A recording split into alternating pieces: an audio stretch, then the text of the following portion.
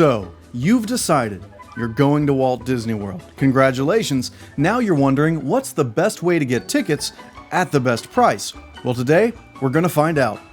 Let's hop into it.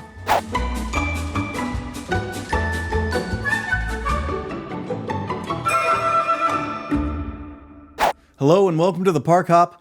My name's Jacob. Thanks for liking and subscribing.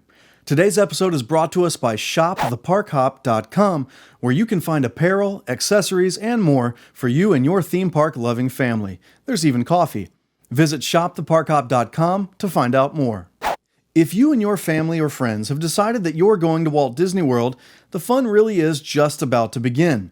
That's right, planning your Disney vacation is where the excitement actually starts. And one thing's for sure, if you're going to Walt Disney World, you're going to need tickets. There are a ton of ways to go about getting those tickets, and it can be pretty confusing. So, which ways are the best? And what steps do you have to take before making that purchase? Well, today, we're going to look at several options on how to buy tickets to Walt Disney World, and I'm going to give you my unbiased, unsponsored opinion about which ways are the right ways. But before you buy those tickets, there are a few things you absolutely have to know. First, gone are the days when you could just walk up to a ticket window, buy a ticket, and go right into the park. I mean, they still sell them here, but anything you buy that's 3 days or longer is going to be substantially more expensive at the gate than if you bought it online. But the bigger issue is that for some time now, Disney has required you to get a Disney Park Pass reservation for the day that you want to attend the park, and you can't get that reservation until you have your ticket. So be sure to use the link in the description down below to check the availability and then buy your tickets the same day. If you don't know how to make that reservation, no problem. I have created a short video that'll show you how to do that, and the link is right up there.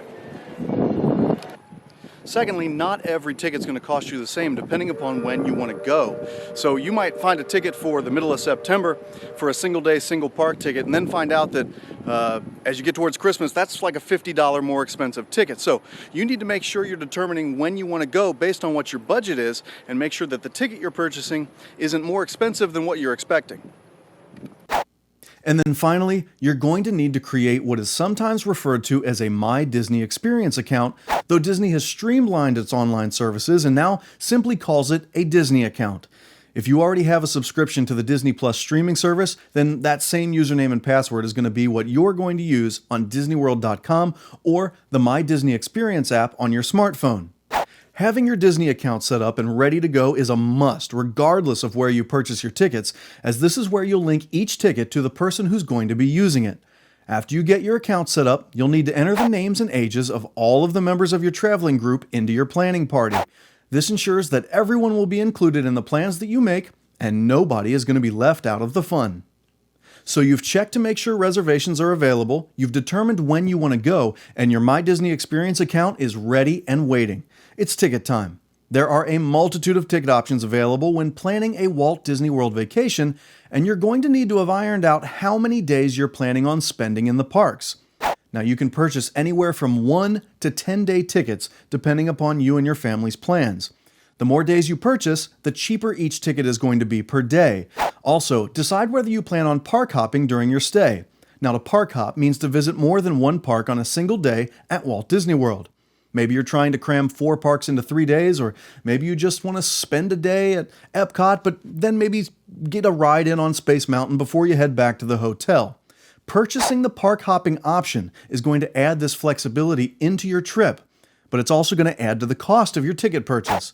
If you want to park hop, you'll need to begin in the park where you made your reservation, but you'll be able to visit those other parks later on in the day.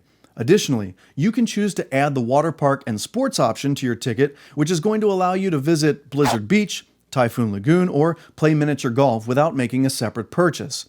And then finally, choosing the Park Hopper Plus option is going to give you all of the previous options combined, which is great, while it is the most expensive ticket option available.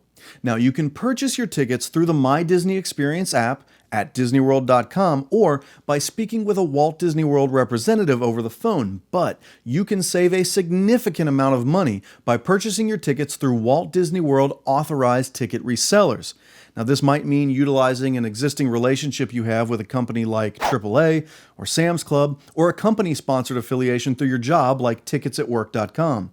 All of them are going to have tickets that are likely available cheaper than Disney's official options, at least when you're looking at 3-day tickets or longer. But I've found that the best savings tend to be available through undercovertourist.com.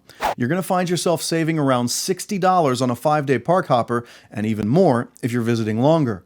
Now, this video isn't sponsored by them or anything like that, but I have purchased tickets through them several times, and as long as you have a multi-day stay, this is going to be your best option. No need to worry, it's entirely legitimate. When you purchase your tickets through undercovertourist.com or any authorized ticket reseller, you can choose to have an e-ticket delivered to your email inbox. Simply use the code from that e-ticket to assign the purchased tickets to each member of your planning party in your My Disney Experience account. And don't worry, if you have any trouble, just give the Disney Help Desk a call, and they are always happy to help. That's why they're called the Help Desk. You may be wondering about the signs that you've seen on the interstate or in hotel lobbies that offer discount tickets, advertising them for as low as $39 or sometimes even less. More often than not, these offers are either entirely fake or require you to tour a timeshare resort and sit through a lengthy sales pitch. They're usually going to require both you and your spouse to attend if you're married, and there's going to be an income requirement for you to participate, meaning they're not going to try to sell a timeshare to someone who can't afford it. Well, actually they do, but that's a different video for a different day. These presentations can be long and arduous, and they don't sell you the tickets until they've decided the presentation is over. Often the salespeople are pushy, even mean-spirited, and I don't know of anyone who's walked out of one of those presentations thinking, yeah, that went well. You know, most often you're going to have the option to purchase only one ticket, maybe two, depending upon the location or the length of the presentation. Now, I'm not telling you to never do it, but I'll tell you as someone who has done it, it wasn't worth it for me. It eats up an entire day of your vacation, can be emotionally draining, and separates you from the rest of your family when you're supposed to be spending time together. And worst of all, you might come home with a timeshare. Don't blame me when the maintenance fees eat into your grocery budget. Another thing I recommend people steer clear from is purchasing a room and ticket package through Walt Disney World. These packages aren't discounted in any way. It's really just the room price plus the standard ticket price. The only time this even kind of makes sense is during special offers when buying a vacation package can get you a free dining plan. But even then, you're going to have to pay the rack rate on the room to get that included dining plan, so in the end, you're probably going to do better to just find the lowest available room rate, purchase your tickets through an authorized reseller, and pay for your meals out of pocket. Again, do the math and make sure that you're making the best decision for you and your family. But in my experience, it's usually better to make separate purchases. Which leads me to today's question of the day.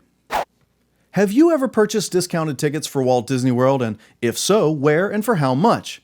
Now, I'm sure that there are folks out there who have information that's as good or better than anything that I've shared with you today, so be sure to leave your answers in the comments down below. So that's it. How to buy tickets for your trip to Walt Disney World and assign them to each person in your group. Hopefully this gets you excited to start all the planning for your trip, and maybe you'll save a little money too. And just a word to the wise, buy your tickets sooner rather than later.